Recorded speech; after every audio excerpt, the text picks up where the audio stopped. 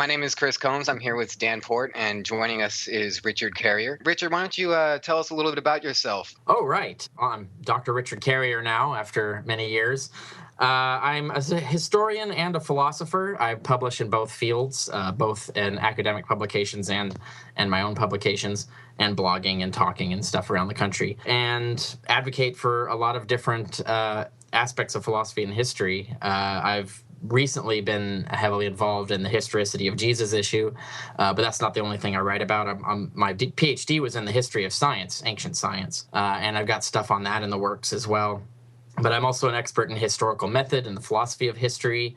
I'm very much interested in worldview theory, building naturalism as a complete, coherent worldview, as opposed to just being an atheist. I'm thinking in terms of what should our positive beliefs be? What sort of worldview do we replace religion with? So I've been a lot involved in that. A lot of my books and articles and videos and things throughout my career have been focused on all those areas. Well, and they're very specialized areas. I mean, this isn't something that you can see people that would graduate with a history degree or some sort of a history major, and they do some pretty standard work, but this is pretty specific.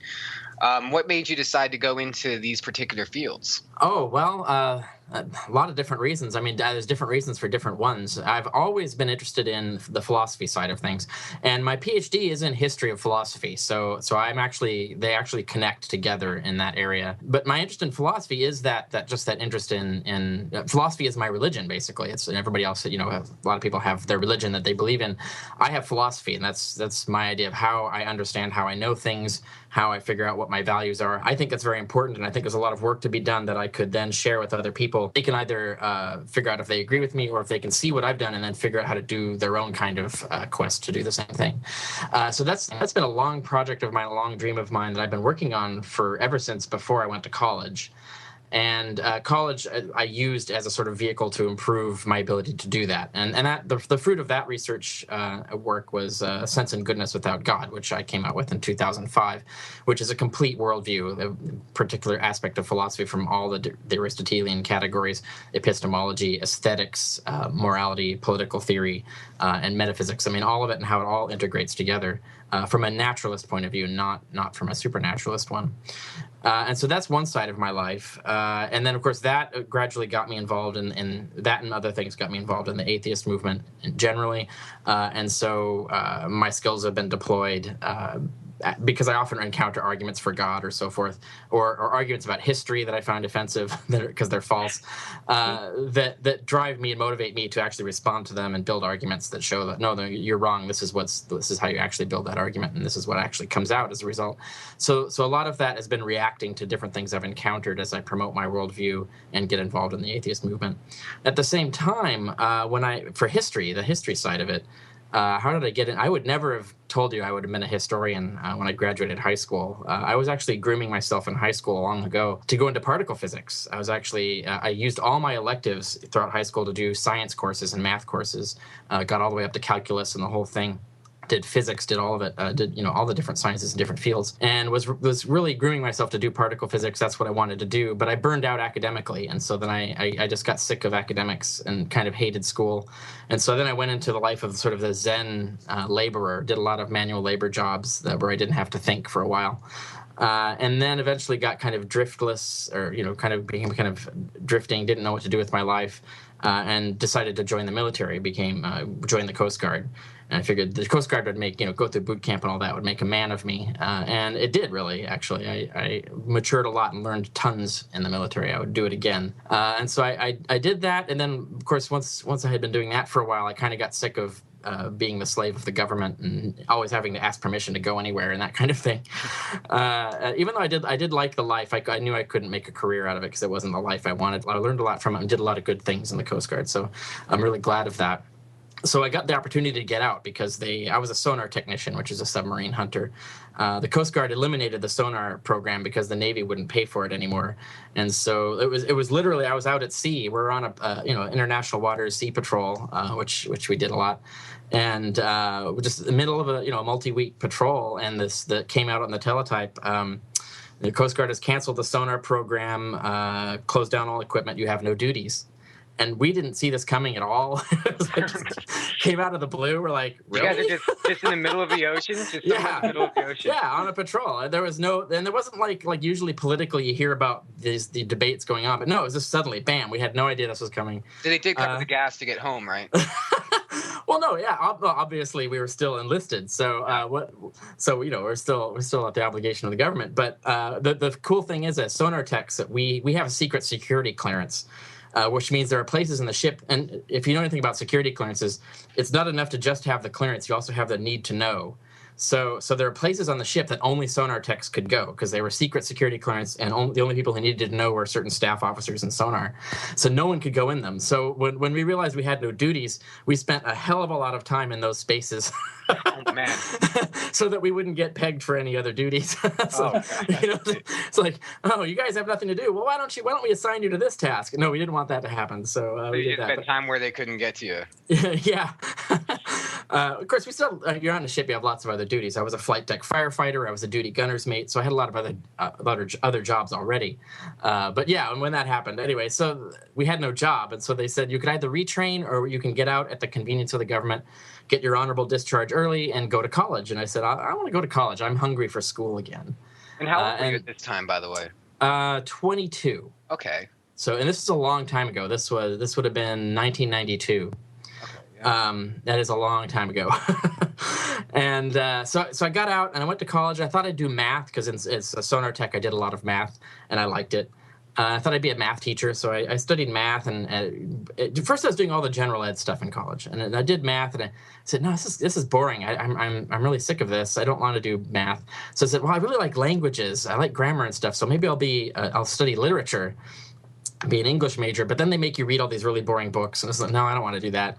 And so while I was figuring out what I wanted to do, I was doing all the general ed stuff, including the Western Civ 1 and Western Civ 2, and fell in love with not only with history in general, but with the ancient Roman Empire in particular. It became something I said, oh, this is really fascinating. I want to study this more. And the way history was taught in college is so radically different from how it's taught in high school. In high school, it's all memorizing names and dates. It's fantastically boring. I hated it. But in college, I mean, you have to do the memorizing stuff too, but it's mostly like college teaching. They're focusing on how do we know what we know. So it's more of epistemological stuff about studying sources. How do we know we're right? Or how do we learn things about history? And why did those things happen? It's all about cause and effect and studying why things happen in history. And those were fascinating questions. And so I fell in love with history just as a field that way.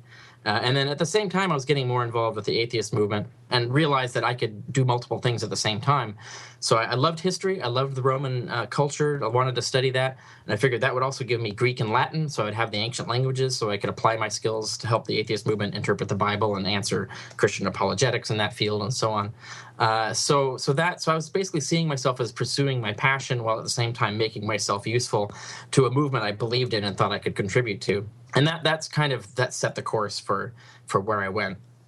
Well, I mean, and that's the thing is you've also gone against some pretty heavy hitters. I mean, when you look at the fact that you were in the Coast Guard, no idea you were even going to be doing history. Already done some particle physics. Oh, I dabbled in particle physics. I mean, nobody says this.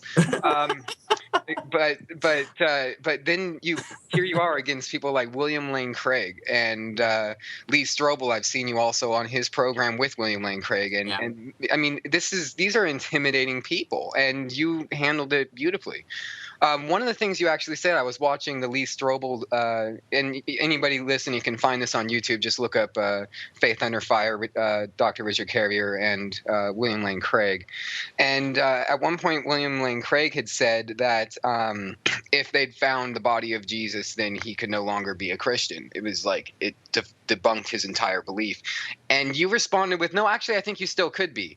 And I just remember laughing because I was like, you actually kind of went and made an argument for him in a sense there. I wanted to kind of get a little bit more insight because it was so brief, and I wanted more insight on that particular discussion. You guys really just kind of went at it, and it was so fast we didn't get to hear much. Yeah, well, my point at the end there is what I was talking about at the time, and so if you're searching for it, just search for my name. And the thing that I had been advocating at the time and still do is that what Paul and the first Christians were preaching a body switching view of resurrection, where the flesh that gets discarded and you get resurrected in a completely new fancy body, an indestructible super body. And so in this view, you could leave the corpse behind and you just basically hop into a new body. And Paul's very specific about this. It's very clear, you can extract from the way he's talking about it, that God creates these new bodies for you that you jump into at the resurrection. And so you could leave your old body behind and still have been resurrected and still live on.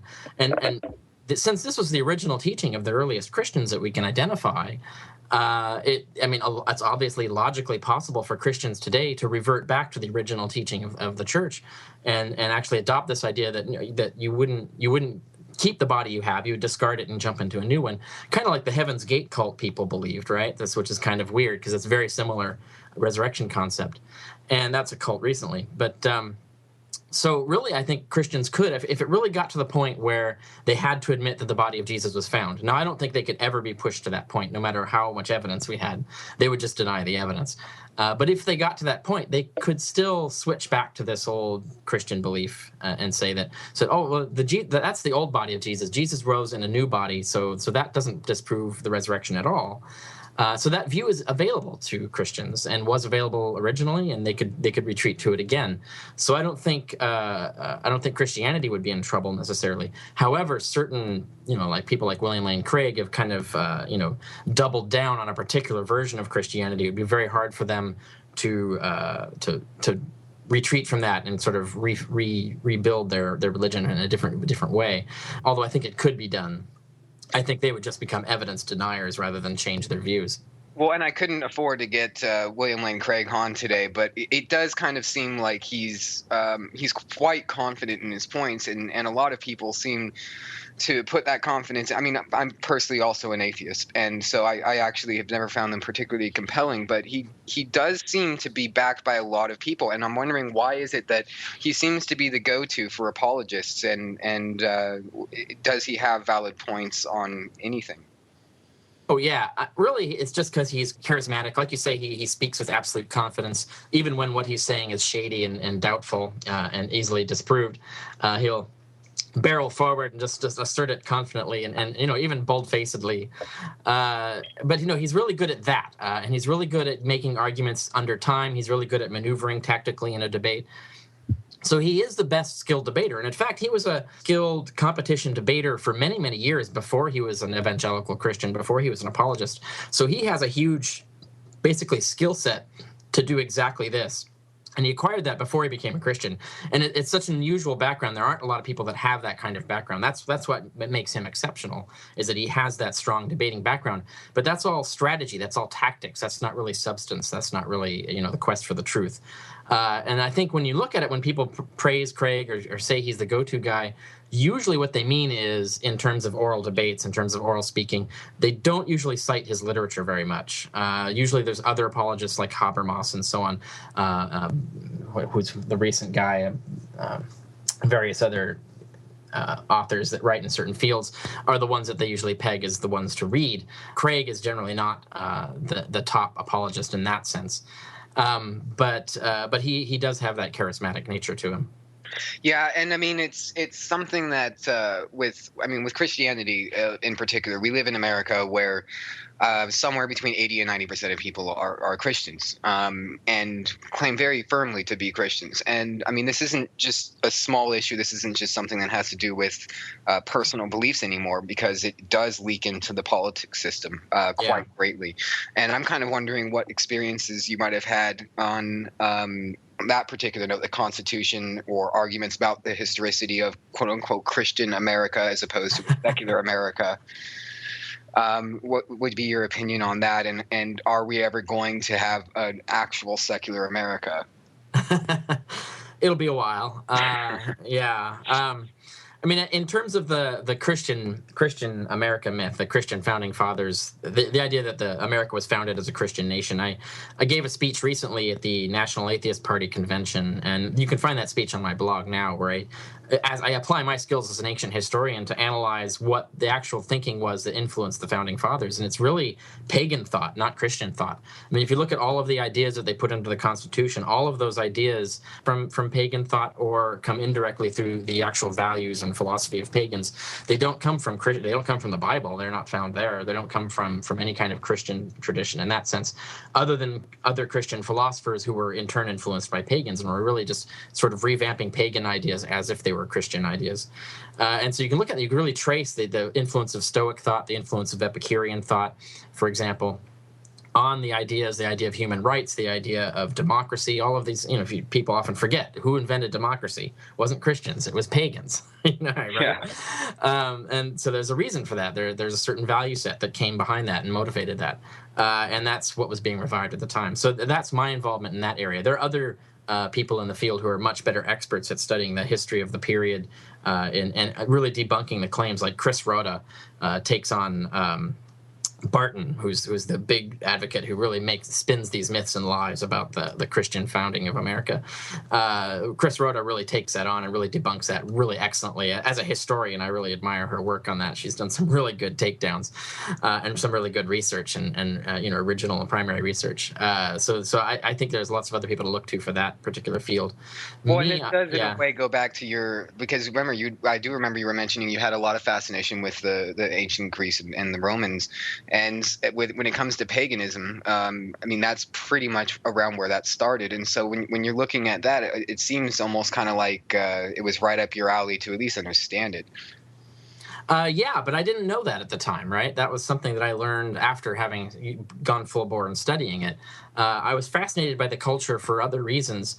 And it was just when I then started to study it, I started to realize that our heritage, the heritage of American values and American culture, really does trace back to Rome and Greece in ways that people often don't realize. And a lot of things that we take for granted today, like science and philosophy, are fundamentally pagan inventions that we've just basically picked back up and improved over the years. And so, the idea of democratic values, all of these things come from there. And so we really do, in studying that culture, I realized that I was really studying the origins of the values and society I lived in now. And that I found to be a very powerful and useful thing that I've made use of philosophically and also professionally and in my advocacy work. Well, and that's where you're going to now, right? Because it looks like you mentioned that you're starting to work more. Your PhD was in the history of science, and I'm just kind of wondering what kind of work we can expect to see from you on that. Yeah, I actually have 2 books in peer review. They've been in peer review forever. One of them I'm sure will get through and will get published. The other I know already needs work, and the publisher just wanted to look at it anyway. So that one will probably take a while. But the 2 books that I have running now are basically expansion. Basically, my dissertation split in 2 and expanded.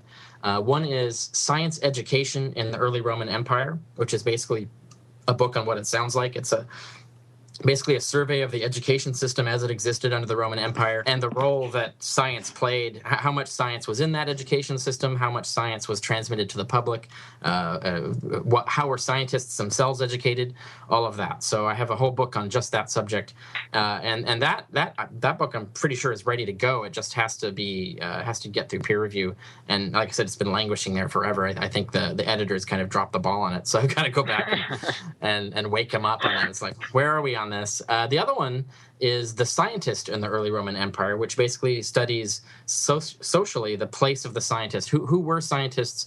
What did people think about scientists at the time? What were the attitudes towards what scientists did? Was their work valued, and so on? I have a whole extensive, that was the main focus of my dissertation. So I have a whole book on that. That book is done, but it needs to be updated because it was done as of 2008. It's been a while, so if it finally gets through peer review and I need to publish it, I'm going to have to do a lot of updating work to sort of get it up to the past 5 years of things that have happened in the field. And I think that's even what the peer reviewers will tell me, but I'm still waiting to hear on that. But anyway, those 2 books are in progress. Like I said, the books themselves are done. They just, one of them needs a little more rewriting and research, and the other is ready to go. So I'm just sitting here waiting for the editor to give me the call on those. And those have not really been focusing my attention on them. They've just been this has all been happening in the background, which is why I've allowed it to languish so long. Because I've been focused so much on the historicity of Jesus issue, I got a lot of fans together to basically pay down my student debt And so I feel obligated to get that project done, and I've really and it is now. So now it's just at the point of negotiating a contract with an academic press, which is happening now, and it's a peer review, which is just about concluding. I'm getting peer review reports in now, so that's ready to start the production process. So that will be out by the end of this year or early next year. So this is pretty much, it sounds like the primary job that you're doing these days is in fact writing. I mean, this is a lot of material that you're putting out just this year. And you just came out with your book on Bayes' theorem. That's actually the first fruit of that fan grant project. My fans got together, got that research grant to do the historicity of Jesus. The first product of that research was that book, which is Proving History. The subtitle is Bayes' Theorem and the Quest for the Historical Jesus. And this book was great for me because it touched on it tied all the areas that I've studied together very neatly, because it's about the philosophy of history, it's about the epistemology of history, it's about historical method, and so it can be applied very broadly. But then I'm also using it to focus on the specific example of the historicity of Jesus, to show how the method works, how the concepts of Bayesian reasoning work in that area, and how they underlie historical reasoning, and then applying it to this. So the main objective of that was to show how history is done, how we would answer questions like whether Jesus existed or not, what is the underlying philosophy and epistemology and methodology of history, and then the secondary function is basically to show that the current consensus on whether Jesus existed or not is founded on basically logically invalid methods or invalidly applied methods. And so it shows that the consensus is not well founded. So we have to start from scratch. We have to start over. We have to look at the evidence anew with a new, better method. And so that's the purpose of that book. And that book's out now. That's Proving History.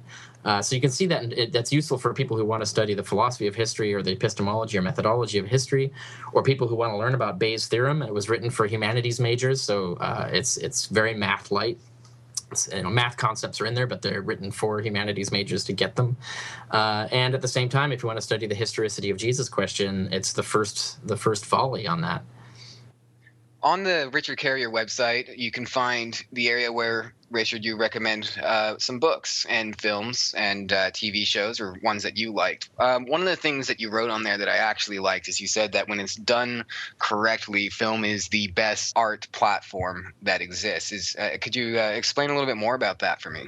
Oh, yeah. In fact, I have a whole thing, maybe about a paragraph on that in my book, Sense and Goodness Without God. I have a whole section on aesthetics and the philosophy of aesthetics and the science of aesthetics.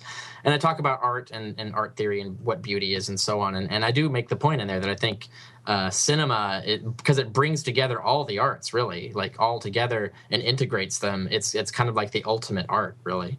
And you can do some of the most amazing things with it. And you can have a piece of art that's appreciable, something that you can see the artistic value of in so many dimensions simultaneously. I don't think there's any other art that comes close to that. Oh, definitely. And I mean, and you have so many films that you listed. I mean, when you look at the other pages, you have some books that you recommended that were a couple pages of books, or same with each different subject for the books. But when you go to the film section, I think it's something like 15. There's like 14 or 15 pages. That's right. Yeah. It's a massive number of pages. Yeah. Some of these ones that we liked, I'm going to start with one that's close to Dan and I's heart, Pulp Fiction. Yeah. That is one that was, in 1994, Tarantino, amazing film. I believe it's the one that resurrected John Travolta's career. Right, yes. What is your experience with that film? I still think it's far and away Tarantino's best film. I mean, it's his masterpiece, really. And I often find myself having to defend it because there's been a lot of criticism of the movie on various angles. The interesting thing is I've a few times I've given a lecture on morality, moral philosophy in the cinema. And I use scenes from Pulp Fiction to illustrate that. And people are surprised. It's like, oh, isn't that like a profoundly immoral film? And so on. It's like, no, actually, it's like really moral. And the message throughout there's a lot of struggling with moral issues. And usually, basically, the good wins out. And it's very interesting. I mean, you could just take one subtle thing that a lot of people overlook, which is they overlook it because of the way Tarantino flips around in time. But if you look at the two mooks or whatever, John Travolta and Samuel L. Jackson's character, they're the main pair through the whole thing. But if you notice, by the end of the movie, who ends up shot dead in a toilet? and who ends up who's not there to be shot dead in a toilet. It's the guy who says he wants to walk the earth and be a good man. He leaves the life of crime and makes that decision because he has that spiritual experience when he almost gets killed by the gunshots. But if you see that sort of hidden moral message, which is very typical of Pulp Fiction, the way that in general, like the genre of Pulp Fiction, where they throw in the moral messages, they're just subtly there in the way the narrative is written. They're not in your face in a way. You kind of have to notice them, and so I think that there's that kind of subtle moral message there as to which life will lead to being killed on a toilet and which life won't. And yet you notice that's never explicitly mentioned anywhere. It's never highlighted, but it's just there. It's just part of the story. And there's lots of elements of Pulp Fiction that are like that. If you look at it, you can see the way these moral messages have been integrated that are not like at the surface level, but if you can pay attention, you'll notice them. And just in the way the decisions characters make. I mean, one of the examples I use is, which I find very fascinating, is the way Bruce Willis's character gets almost to a point of a serious domestic violence incident, right? So he gets very much in a rage. He's very violent. And you can imagine how in the real world how that scene would end. It would not end well, but he actually stops himself and like reasons out that what he's doing is wrong, and basically he's explicit in the way that the character talks himself down, and so he doesn't beat up his girlfriend. He doesn't resort to domestic violence, and I thought that was another fascinating example of moral reasoning overcoming excessive emotionality. I thought it was a very positive message, the way that you could see how that could happen, and that's the way we would want it to happen, as opposed to just having your typical, depraved immorality where he just beats the shit out of her. And this is, of course, the grandfather's watch scene, right? Yes, exactly. And so there's lots of things like that where you see moral exemplars being played out on the screen, even though it's not it's not made obvious. But if you pay attention, you can see that is kind of what's being shown to you. And there's lots of scenes like that in Pulp Fiction. And just in everything else about it too, the film quality, the editing of it. You could pick out all of the other artistic qualities of it. It's a really, really good film. I also loved just the idea that Tarantino tends to just use actors sometimes over and over again, but sometimes just out of the blue. Tim Roth not even having a name, really. Yeah. When in the first film, he was in fact the main character. And that, I think, when you're talking about moral dilemmas and such, I mean, that scene with Jules and I can't remember what do they call him again, Dan? Wait, which scene is this? With Roth's character. Yeah. When they're sitting at the table. Pumpkin? Pumpkin, is that what they call him? Pumpkin, yeah. That's what she called him, yeah. That's his nickname. I mean, and now that was a scene that I felt had profound, I mean, just very obvious moral implications to it. Jules would have killed that guy in a heartbeat. Another day. Yeah. Right. And the fantastic. That's another example. Like the acting, you could just focus on that artistic dimension of it too. Is just really well done. And you're right. Tarantino he picked a lot of people that wouldn't normally be picked for films, but they were perfect for their roles. And I that's one of the things I think gets lost in the movie industry, that a lot of studio executives make decisions as to who's going to play a part based on statistics and box office calculations and things, rather than like having that artistic sense of who would be really good in the part and who would be fascinating in the part. You can pick lots of people who'd be good in the part, but there are certain people who would elevate the part, where it would be fascinating just seeing them do it, that would actually make the work of art better.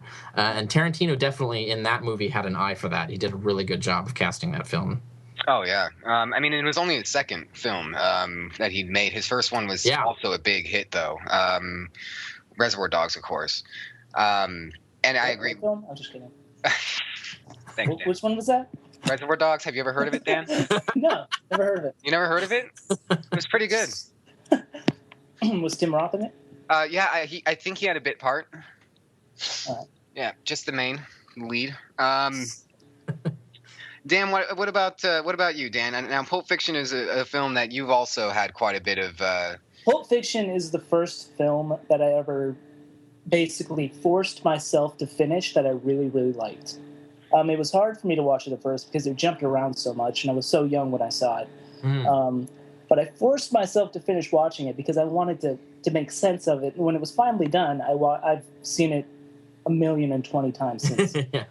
Oh yeah, we used to when Dan and I would be over, we'd hang out when we were kids, and this was the film that we'd watch every single weekend. We'd watch that film and play Legend of Zelda over and over and over. Yes, I could have a field day talking about the Legend of Zelda. Oh yeah. But And you know what my parallel for that was? What was that? I'm so much older than you guys, but back in the day in the 80s, there was this one theater that had a double feature.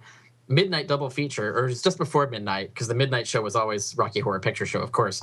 But before that, they would have a double feature that would end at midnight. It was Aliens and Highlander. Oh my gosh! And I would ride my bike to that, and with my friends, and we would watch that like every week. We would for like weeks and weeks, and literally for months. We would just go and watch that, and then go play Centipede at the local Centipede. arcade. So. Oh, I think I've heard of that game once. I think I saw a screenshot of that game. God, and Tempest. Tempest was my favorite game. I could kick ass at Tempest. But they don't make games like those anymore, sadly. Our producer just gave us a message that Centipede was awesome. So no, but and I mean Dan and I we came from we actually grew up in the country, like way off on the countryside, and so the idea of riding your bike 11 miles right happened. You needed to get a ride from mom or dad, and so when it came to actually hanging out, the amount of things to do were limited. And then I remember Dan moved to the big city of Elk Grove. In the suburb of Sacramento, and with a Starbucks and a Target on every corner. Yes, nice. Yes, we could walk only a minor half-hour walk to the nearest Walgreens, and then we would spend the weekend with Pulp Fiction and other films like this. The Big Lebowski. Yeah. Dan, now this is one that you like too, isn't it? I think I might actually like the Coen brothers more than Tarantino. Actually, really, it came down to it. Yeah, that's a bold statement. Now, Richard, what's your take on The Big Lebowski? Oh, I love that film, and Fargo. I think those are two really good films. I also obviously, Oh Brother, Where Art Thou? I find fascinating because I know Homer, and so the way that they play off Homer was fascinating. That the Odyssey, and so is what sort of that's one of the main reasons why I love that movie. But The Big Lebowski I find fascinating for a lot of reasons. I mean, it's just such an odd movie to expect the Coen brothers to make, but then of course they always make odd movies. So, so I guess I shouldn't have been surprised. But there's so many. The acting performances in that are really fascinating. That's the biggest thing for me in that film. Like Julianne Moore's character is just brilliant. That's like one of her greatest roles. But everybody in it is really good, and it's just really fascinating film in that. Well, and I don't even think you can go wrong with John Goodman. I mean, he just is... his character's amazing. I love that guy. When I was gun at a bowling alley. Yeah, I forgot about the gun in the bowling alley. The Vietnam flashbacks. Really. Yeah, that was good writing. That was he had a well written character there. That really helped him. And I mean, and one of the things you'd said was that a lot of people will miss the philosophical nuances of it. Why is that? Of The Big Lebowski, yeah, that's what I read on your site, I think. So. Or that there were some aspects of The Big Lebowski that a lot of people didn't notice. That, I mean, you always are dealing with an audience that will go to a movie just for the entertainment, and they don't look at the philosophical aspect. And so I'm kind of wondering which philosophical aspects of that film you saw as prevalent. Well, I just like the way that it subverts a lot of the expectations of your typical film, right? So the hero is not at all what you would expect in a hero. The way the whole film resolves is hilarious because it, really nothing happens by the end of it. It's like as if nothing had happened. It was just so all a big thing about nothing. And even when the one character who dies, it's not even plot relevant. It's like it's just a sudden he just has a heart attack, right? It's like, and it's but in that way it was very much like life, and so you could be really thoroughly entertained by the humor of this particular this particular hero going through all of this and it not really amounting to much in the end. But that's kind of like what life is like, is a lot of interesting adventures, you might still end up in the same place at the end, but at least you've gone on the adventures. So. Oh yeah. Well, I know it was all over. Oh damn, what was it over? I forget. It was all over the couch that he wanted back. It was a rug. It was a rug. Yeah, it was just it really pulled the room together. Yes. Oh. Yeah. And it's just the dude. I mean, did he ever even actually have a name? Well, I don't Jeff think so. Lebowski. But no, Oh. nobody called him Jeff. Yeah, right, yeah. Right. Well, yeah, his name was Jeff, He but was he's just the dude. the dude. Yeah. And it was so simplest. I mean, and the thing is, like, everybody in this conversation right now is a fairly avid thinker. We all pretty much spend way too much time thinking, I'm pretty sure, at some points in our lives. Richard, there's no way anybody I've ever met has as much information ready to just go at any given time than you do. It's absurd. And the idea of a character that just is, it's just there, is something that I think all of us. It's there.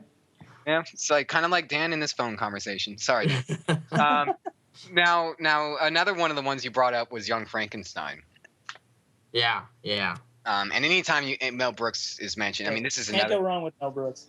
Well, no, and Blazing Saddles, and I mean, I think this is most of these films Dan actually showed me, and he's already seen them. But I mean, with Mel Brooks and with Young Frankenstein, that film was just phenomenal. Oh, I know. It still holds up too. It's still freaking hilarious, and it's hilarious in the writing. That's one of the great. I mean, obviously the performances are good and are essential to the humor of it, but it's just so well written that the humor in it are things that in any other hands might not have worked, but it just is so funny. Yeah. Yeah, I mean, and it's. I think one of my favorites was the hump keep switching sides. Finally asked, Yeah. why does your Several hump? things like that. Why does your hump keep switching sides? It's what hump? What the fuck? Yeah. But I mean, and Dan, were there any films that you saw on the? Because I know Dan was also going through your website. Dan, were there any films on the list that you were kind of interested in discussing? Mostly just like The Big Lebowski and Fargo, just the Coen brother films. And, No, you're the one who brought up Adam Sandler. and Adam Oh yeah, I was wondering how Adam Sandler got in there. Yeah. I like his films. He's funny sometimes. The Wedding Singer, I think, is the one that was on there, right? I think I have Waterboy and Wedding Singer are the two that I think are on there. Yeah, those were the two I saw. Yeah, those are actually really good movies and are far and away his best. Because he tends towards cliche in a lot of his films, and they're not necessarily as good. But Waterboy, I think, is kind of like the pinnacle of his comedy talent. Is writing and everything is arranged in that film. That is the best Adam Sandler film. I really liked what was it? Happy Gilmore is one of my favorites. Yeah, Happy Gilmore is good, but it's not that good. I think it's still eclipsed by Waterboy in my estimation. But Wedding Singer, that's obviously Adam Sandler, but it's Adam Sandler nostalgic for the 80s, and so it makes it a different film than any other he did. So and as someone who grew up in the 80s, that really works for me, because the way the things that they're making fun of, the jokes and stuff, there's stuff in that movie I get that I know probably people of younger generations might not get because they didn't live through that decade. And so that's one of the reasons I like that. And also if you notice, I have a few Drew Barrymore romantic comedies, and so that's actually one of the reasons I love that film. Is it's one of the Drew Barrymore romantic comedies. Didn't you say she was the queen of romantic comedies? I would say she's one of them. Yeah, one of them. I think Meg Ryan could give her a run for the money, but I think they're both pretty good. I mean, yeah, she's Never Been Kissed is the other one that I have in there that also is another 80s nostalgic film. So I mean, in a way. So there's those aspects of it. Well, when it comes to 80s nostalgia, I have to ask, because I didn't see it on the list. I was so sad not to see it on the list. What about When Harry Met Sally? I'm not a big fan of that. No. Really? Yeah, not really. That seemed to be such a throwback to the 80s in a sense. I mean, yeah, and it has a few good comic scenes in it, but overall, the whole film altogether doesn't do it for me. Okay, all right. Well, that's fine. I was hoping we could at least get one film in here that you didn't like, so at least we've done that. And that, I think, is I don't like any of the lead characters in it. Like the characters, I don't like them as people. So it's hard to get like excited about the whole story. Well, yeah, and I have a roommate who is probably the most critical film reviewer. She doesn't actually do any of this professionally, but she hates almost every film that I love. And so whenever it comes to, like, I remember I brought up Pulp Fiction, talking. What do you mean? She's like, oh, there's talking in it. Too much talking. Talk. Oh, geez. Like, Okay. it's like that. And I'm just like, this is what I live with. Fight Club. Oh, yes. So now Fight Club is not just a film. I mean, it's for obviously first it was a book, but I mean, it's not just a film that's entertaining. It's not just. It definitely was kind of like that Matrix-esque trend-setting thing where I've never seen another film like it. And Richard, I really would love to. Yeah, that's true. Yeah, there really hasn't been. Yeah, it's fascinating because it's I mean, that's another one that I sometimes have to defend because people think that it's glorifying that sort of male caveman violent machismo thing that cult became. And it's like, no, it's actually kind of mocking the whole culture that sort of forces men to think that way. And it's almost like it's like if someone took it to the full logical conclusion of that thinking, that's what would happen, right? So this whole idea of let's just tear the whole thing down, and this whole idea that it's all about the sort of manliness of being able to be beaten up, and that makes you feel alive, and loathing the idea that you know what a duvet is, it's but at the same time, it's interspersed with a lot of things that are kind of true, like that whole rant that Tyler Durden has, where he says, "You're not your fucking khakis, right? You're not a beautiful and unique snowflake. You're the same, decaying matter, as everybody else." Which I mean, there's certain nuggets of wisdom in there, but they're twisted into this cult, and that's this bizarre cult that ends up, destroying, trying to destroy the credit card industry by toppling its main buildings. It's a very strange story. And ironically, it succeeds. Yeah. Yes, exactly. And you don't know what's going to happen after the final scene, too, because it kind of resolves in a certain way, and you go, well, where are they going to go from here, right? It's like, well, I've always been confused by the fact that Edward Norton, and first of all, Edward Norton, God, if I ever made a movie, I want him in it. I mean, but phenomenal actor. Yeah. Everything he does. I've never seen. He was in Death to Smoochie, and I just couldn't believe the guy from Fight. And he doesn't just play the same character in every film. No. He's great at what he does. Oh yeah, but I mean, at the end of the film, when he shoots himself, now he only shoots himself in the cheek, apparently. Well, yeah, he doesn't. Yeah. But why does that kill Tyler? Yeah. Well, unless, of course, I mean, they're very. I guess they do show like the bullet hole is in the cheek, but the only thing I can think of is that it would be the shock of it. But yeah, I mean, it just snaps him awake. But I mean, in reality, it depends on what exactly Tyler was. What kind of was this a brain related? Was it? If it was a tumor, then Tyler's coming back, right? But I think in terms of if you're to treat it as science, I don't think there's anything scientifically realistic about that whole dual personality thing. But it is a very good. A plot device that makes for a really fascinating film, and so I'm willing to suspend disbelief on that. But yeah, so that's what you would say is that it sort of shocked him out of that thing. But of course, scientifically, there's no such dissociative states don't work that way in reality. But it was a very interesting idea because of this whole but the way the film was designed, it really kind of became that sort of story about the outer man and the inner man and the struggle between two types of ways of being a man, and the sort of literally fighting it out throughout the film. So that there's that message that you can analyze philosophically and get a lot of ideas from it and trigger a lot of thoughts and thinking about the issues. So I love films that do that. Well, and I can't forget when mentioned. Yeah, I of course agree. I mean, this Fight Club was just one of my favorites. It's one that I'll watch over and over again. But I can't mention that one without also mentioning American History X. Yes, another excellent Norton piece, and a really risky role for Norton because that was such a really loathsome character that he played. Oh yeah, and the ending on that one was exactly the way it should have been. Yeah. You cannot have he can't get away with doing what he did. Yeah. No, that was a very powerful film, and yeah, that's another example of Norton's brilliance. Well, and I see it from is it Richmond you're in right now in California? Yeah, I mean, you should know quite a bit about this kind of a thing then. I mean, I've been to Richmond and I've seen certain parts of it. Yeah. No, thanks. I would die I think all of us would die very quickly if we went to certain parts of Richmond. Well, actually, I have been the target of racial violence there myself. Are you serious? Well, Yeah, it's interesting because I obviously when I was getting my PhD, I lived basically in Harlem and spent a lot of time in Harlem, and that's a completely different culture there. And I was totally, as you know, as a white guy walking through Harlem, I was people were nice to me. I was totally treated well. I always felt safe in Harlem. And if you know anything about the history, Harlem has had a history of interracial violence, blacks against whites and whites against blacks.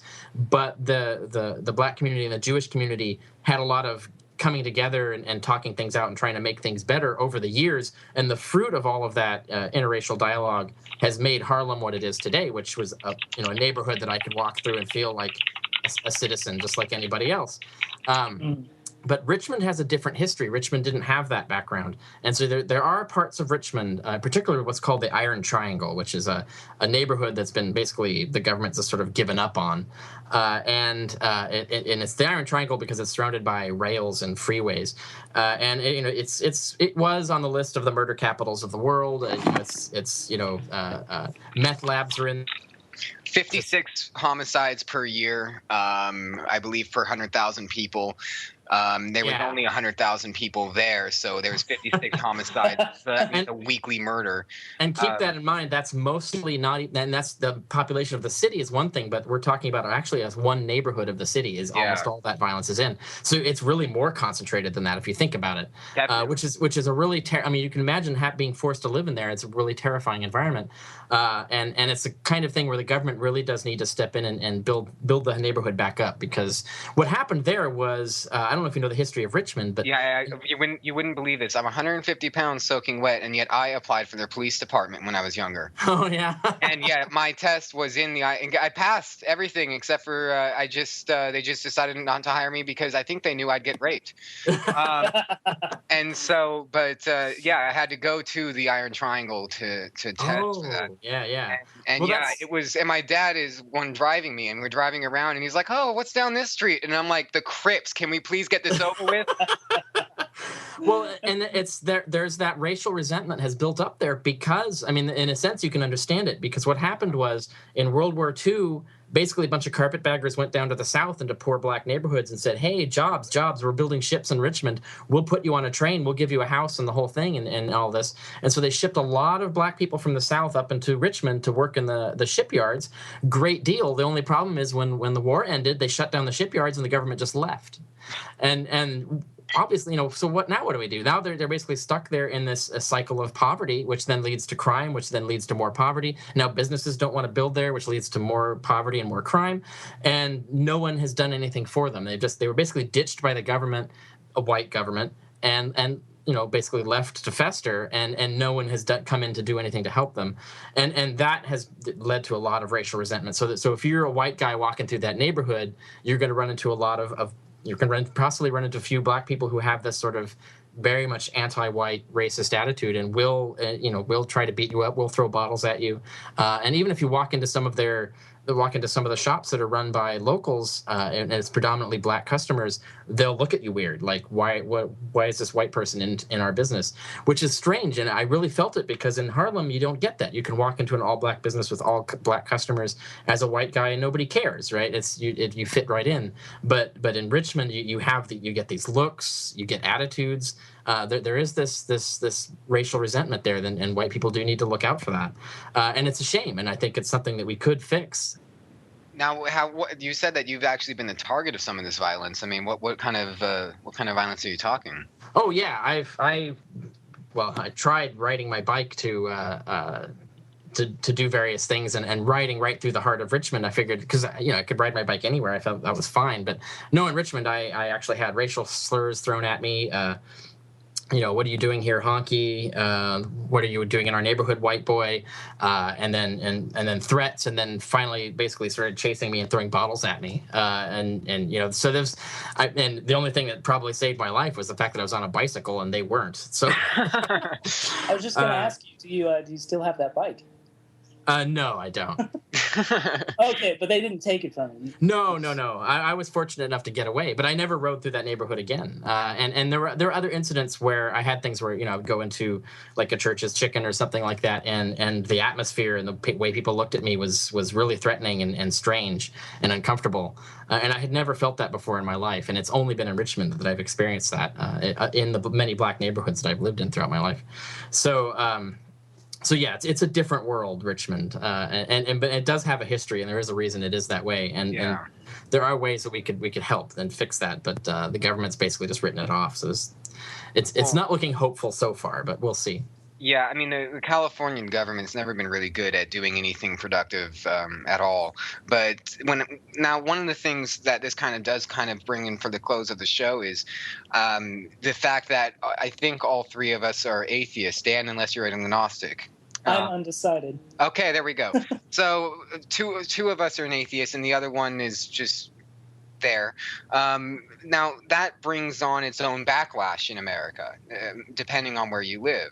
And I'm kind of wondering what you think about the backlash that it is to be an atheist. You see some things that are tamed to very, very brutal for somebody who's a non-believer to deal with. And I've certainly been victimized by it. And I've known many people who are also victimized by it, because as a non-believer, we are looked on sometimes as not having morals, or mistakenly, I love it when they think that we're Satanists. Yeah, and even just the mere fact that we exist offends them as well, right? It's a threat to their belief system, because it should be impossible to be an atheist, right? Yeah. And so that threatens their whole worldview. I personally have been very lucky. Lucky and in terms of my opportunities, because I've always tried to maneuver myself to be in communities and areas where I didn't have to deal with that. And so I personally have not met much anti-atheist bigotry. However, I speak all over the country. I'm plugged into the whole movement. I read our periodicals, and I'm members of organizations like the Military Atheists, the Military Association of Atheists and Free Thinkers, and the Military Religious Freedom Foundation.